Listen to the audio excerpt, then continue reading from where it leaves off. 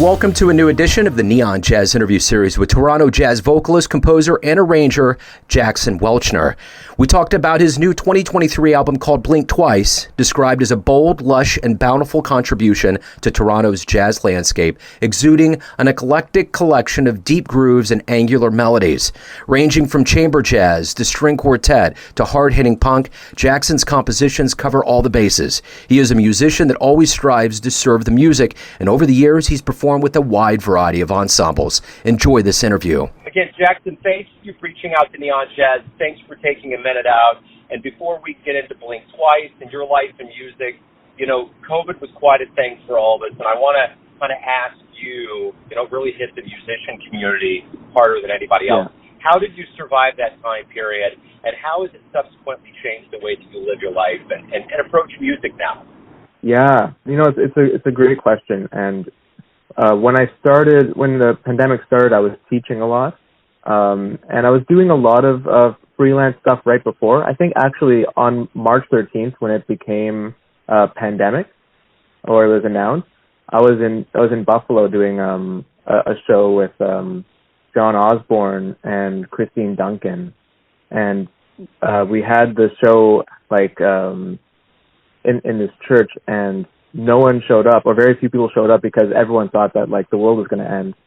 So past that point, I did a lot of teaching, and teaching online really kept me going. I feel like for me and my artistic thing, whatever you want to call it, being able to talk about music with people every day really kept me from going into a place where I couldn't even think about music.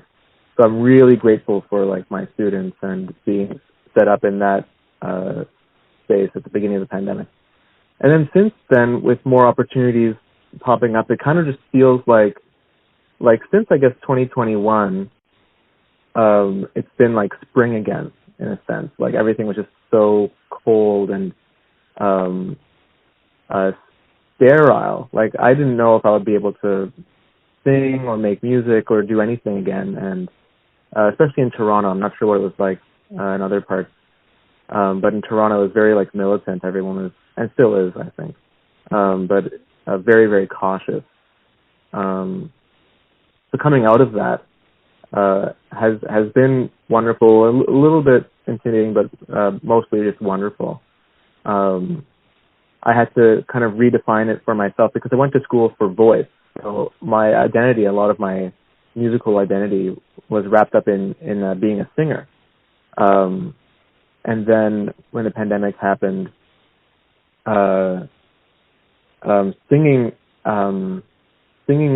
outside was considered I don't know the legality of it. I can't remember if it ever became a legal thing, but I know that for a health thing, people said that public singing was a no-no. You couldn't do public singing anymore because that was to transfer germs and all of that public singing. So I had to I internalized that for a sec, and I started focusing my attention to other instruments because I play other things.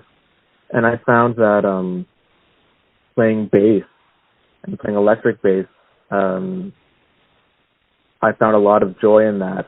And since then, I've become a professional electric bass player, which is something I couldn't have anticipated before the pandemic. But now I'm playing with jazz people, punk, rock, folk singers on electric bass, and that's been feeling really good. It's a really different thing for me, but I've been really enjoying it, and I don't think I would have gotten there without having to face the pandemic. Well, and I think along with, like you're saying, there's levels of rebirth, a new, instrument and new things going on. Blink Twice is the latest album. It has to feel good with things opening up to have that material for live shows. So overall, kind of talk to me about that idea of it coming out and kind of how you put this project together.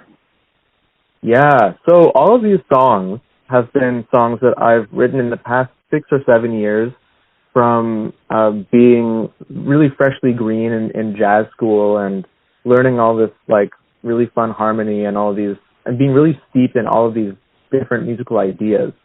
So all of this music is incredibly rich and almost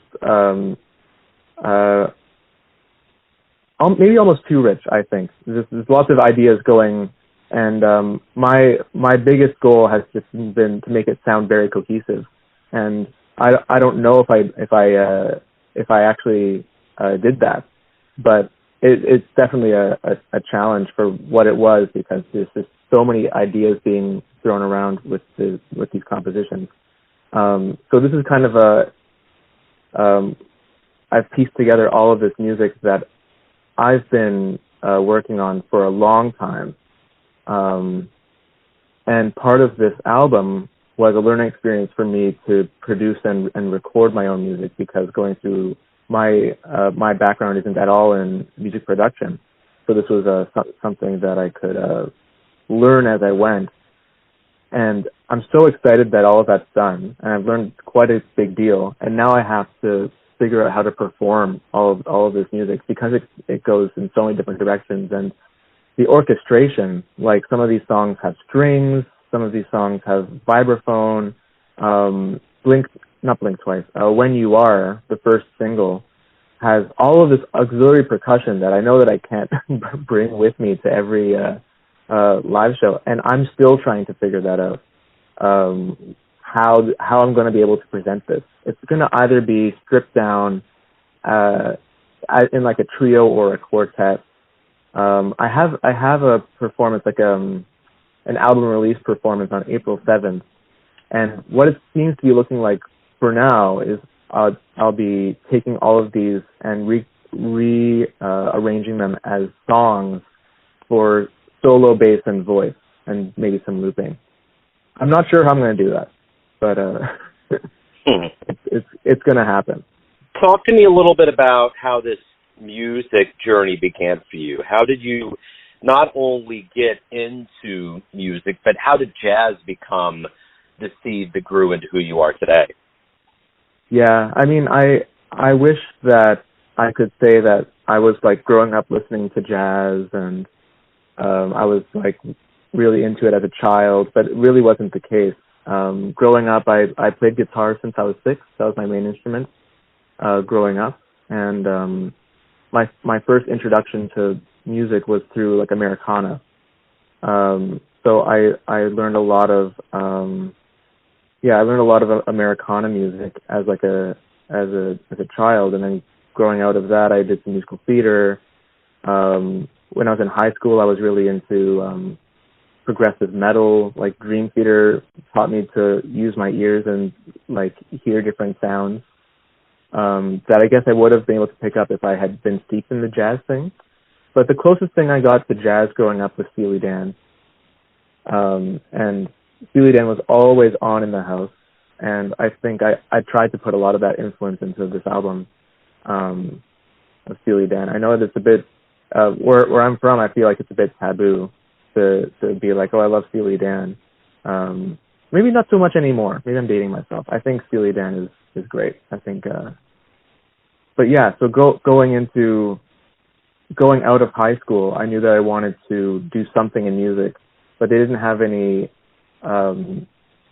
progressive rock, progressive metal programs at any universities that I knew, and I didn't want to do classical. I couldn't think that I could spend 4 years studying classical music, which of course I definitely could have, but at that point it wasn't my interest.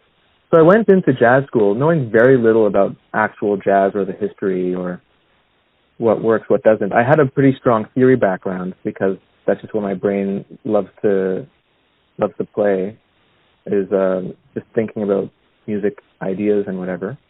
So that I think opened up the genre for me pretty quickly, and it took me 6 months to discover that I really love jazz. But it wasn't like that at the very beginning. So what was the first live jazz show you ever saw in person? Oh, that's an excellent question. I guess, I would go to the Rex in Toronto and see students and my professors. The first live jazz, that's an interesting question. I don't know if I know off the top of my head. I should know that though. No, that's fine. I mean, you already just kind of mentioned that you saw, a lot of people, students and whatnot. So I guess my question to kind of pinpoint this a little bit, who on the modern landscape would you love to catch live, say if they came through Toronto? Who would you love to see? Yeah, well, I'll see Robert Glasper as many times as I can. And I just heard that I don't know what he won on the Grammys, but he just won something last night or yesterday. Anyway, yeah, Robert Glasper, I'd love to see. Thundercat I still haven't seen yet. Thundercat is a massive influence to me. I haven't seen Brad Meldau. I need to see Brad. Avishai Cohen, I'm really into. The bass player. Oh, I know it's already a great list, but one of one of the big when I first went to New York, the first show that I saw was with Tyshawn Sorey, the drummer, and Ambrose Akinmuzaire. I think that's how you pronounce his last name, but I could be wrong. Ambrose on trumpet, and that was transformative. The free exploration, the free jazz is something I'm really interested in. Yeah, I just caught Miguel Zanon in Kansas City a few weeks ago with the quartet, and it was, wow, I've never seen anything like that in a live setting. It was amazing. Mm-hmm. When you see things like that, it just totally changes. I mean, it's strange how, I guess it's not strange, maybe it is for me because I'm not a musician, but the stark difference between the music you see live versus on a recording. I mean, the album, the album that he put out was phenomenal, but to see all of that kind of come together live is just a different level of energy and noise vibration that's quite refreshing. Oh, definitely, yeah, and there's some things that need to be experienced in person, and there's some things that can just be like documented, but a lot of that energy needs to be felt, definitely. Absolutely, it does. So on this ride that you're on in jazz, there's a lot of aspects of it that go into it, like talking to, getting interviewed about a new album, making a new album, marketing it, performing live, teaching. There's a myriad of things that go into it. But what do you like the best about this this process of being a professional musician? What do you look forward to the most? I really look forward to it's always changing, and there's always different hats that I have to wear, and it's important to be interested in at the very least in all of it. Right now, because I had mixed this album myself, and I found a lot of joy in that. It's also very difficult to kind of get over yourself and be analytical to that level about your own work. But the process was fascinating to me, and I'm definitely going to do more of that, mixing and producing other artists, and I want to be that, I think, in the community.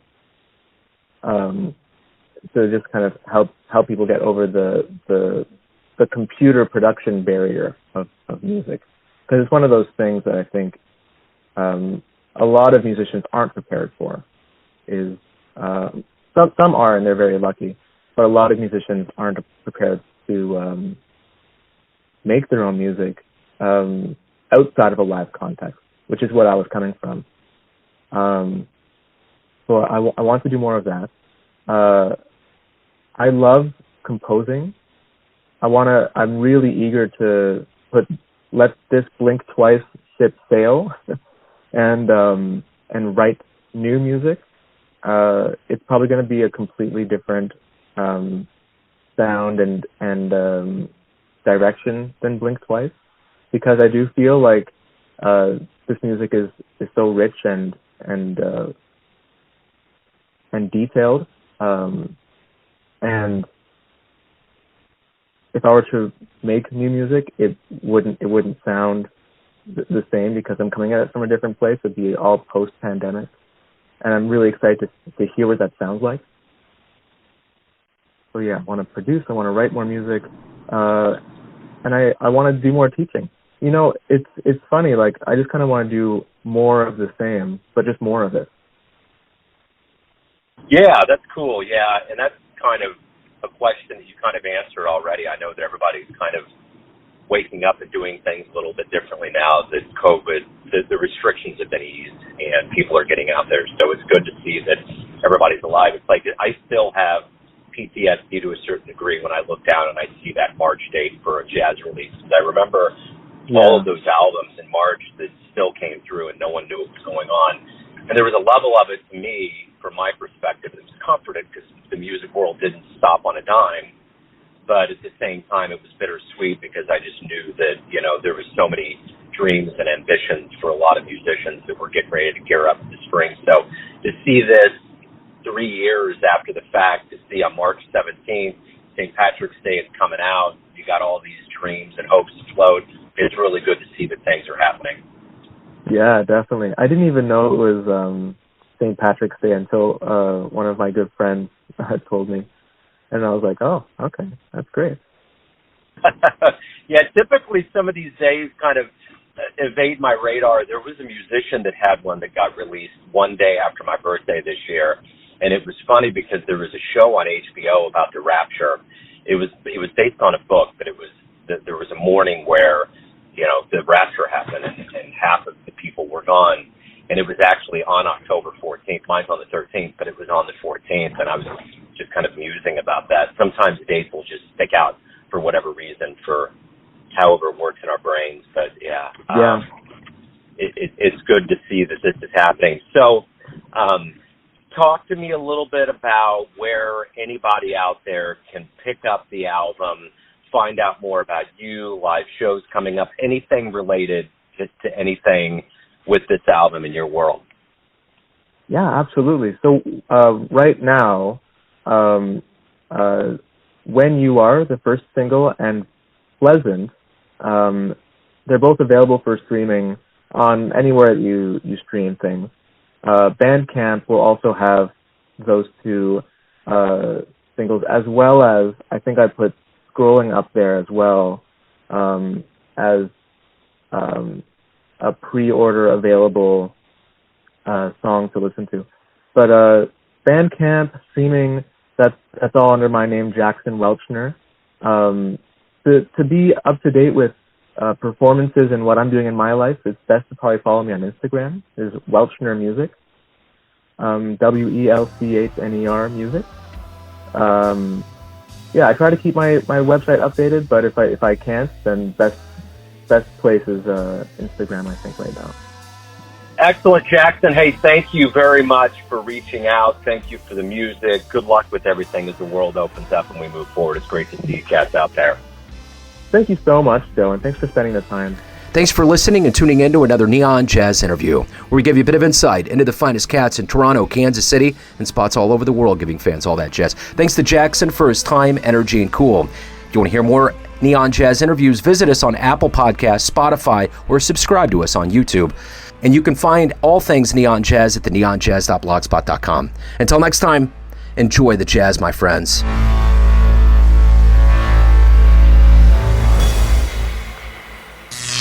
Neon Jazz.